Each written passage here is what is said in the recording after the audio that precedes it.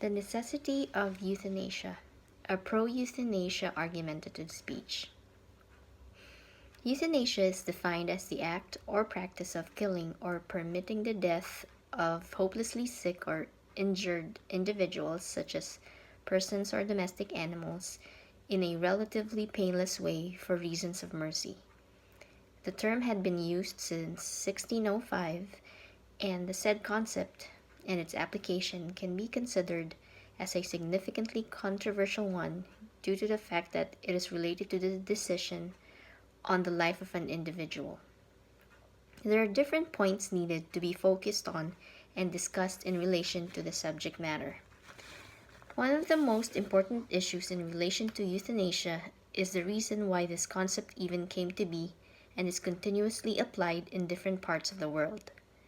Based on the definition, the main reason is to be able to stop the pain or suffering of the individual, which can be a person or an animal. In this case, is the reason acceptable? As a medical personnel, I believe that the choice to stop the suffering of an individual should be given. It is in relation to this that I am adhering to the need for euthanasia in certain cases. To be able to shed light on my perspective, it is important to present the different points that are being discussed regarding the said subject matter. The main issues related to euthanasia are the ethical and legal issues. These can be considered as the main reasons why euthanasia is only allowed in limited places around the world. Based on the report by The Guardian, euthanasia and assisted dying is allowed in countries such as the Netherlands, France, Germany, Switzerland, Belgium, and some states in the United States of America, namely Oregon, Washington State, Vermont, and the most recent additions are Montana and New Mexico. Why are numbers of places legalizing the process increasing then? Personally, the less complicated answer to that is that in the present era, the definition of living can be related to the quality of how a person spends everyday existence. In places wherein euthanasia had been legalized, strict sets of conditions are being considered to be able to allow a procedure of assisted suicide. In the Netherlands, which is the first country to allow this in 2002, the patient must be suffering unbearable pain, their illness must be incurable, and the demand must be made in full consciousness by the patient. This caused a debate because certain groups perceive this as a right to suicide, which is illegal and charged as homicide in the country. In France, on the other hand, the law is threading between the boundaries of active or passive euthanasia. Euthanasia and assisted suicide are considered legal, but doctors are given the choice to cease ineffective treatments for patients or for those who are only artificially living, such as those patients who are only depending on machines to breathe. This can be related to the ethical presumption that active euthanasia is different from passive euthanasia. Active euthanasia involves an act which seizes the life of a person, such as medical professionals administering lethal drugs to a patient. On the other hand, passive euthanasia is the absence of or stopping any action administered to the patient that is keeping him or her alive, such as the switching off life support machines, disconnecting a feeding tube, not carrying out a life-extending operation, or not giving life-extending drugs. Ethical views perceive that both of these types are questionable, that there is no degradation of an ethical act. According to such views, the intention is what matters, and that is killing an individual. Personally, I must agree that there is really no difference between the two types. The difference lies in the process, and both can reach the goal of ending a life. The thing that is needed to be pointed out in this issue is the way the person himself or herself feels. Basically, ethical questions are based on the perspective of the society on what is right. It is a basic right of a person to live, yes. It is also the first ethical rule to choose life and not to kill. It is important to consider, though, that the ethical question ends where the personal need begins.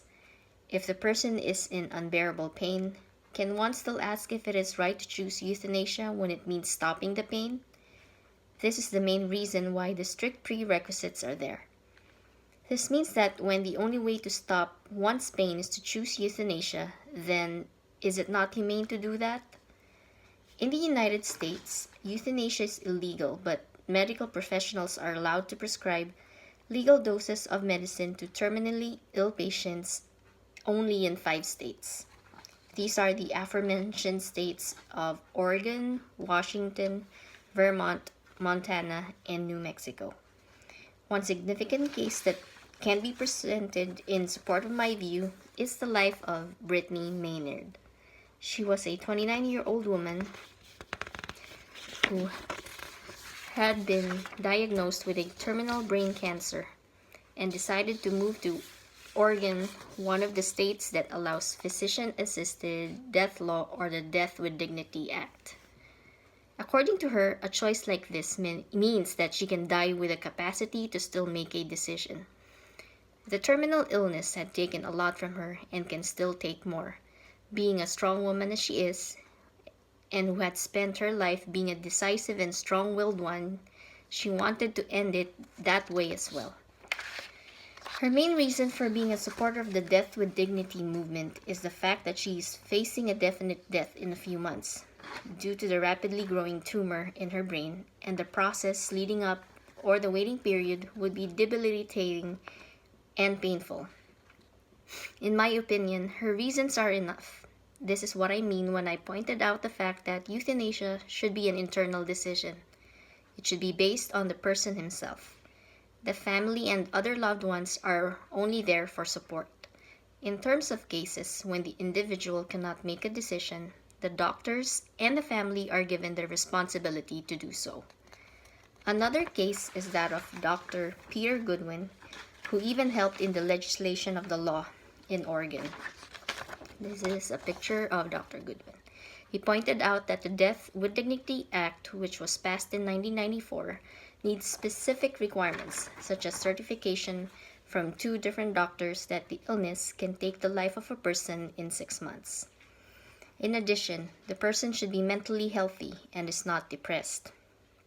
This requirement is an answer to the argument regarding the concept that by legalizing assisted death, there can be a misconception that suicide is also being promoted or the right to suicide.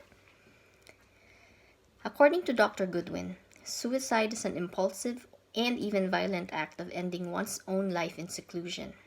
On the other hand, doctor-assisted death or euthanasia involves support of the family and is done after serious consideration and after all the requirements have been met.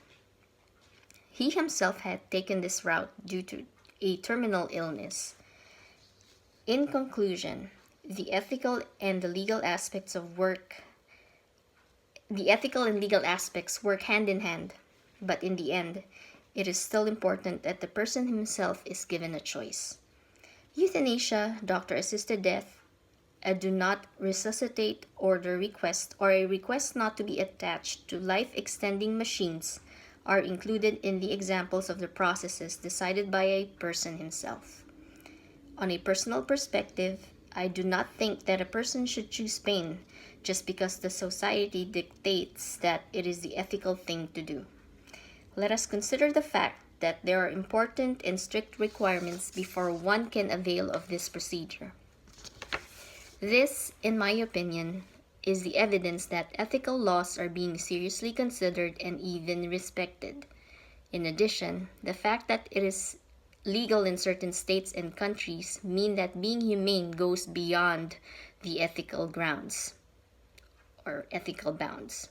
This means that the society and even the government are giving a choice to the people beyond what ethics can offer. It is my strong opinion that since I am a human being with free will and the capacity for critical thinking, that it is important that the choice is there when I need it or when one of my loved ones need it.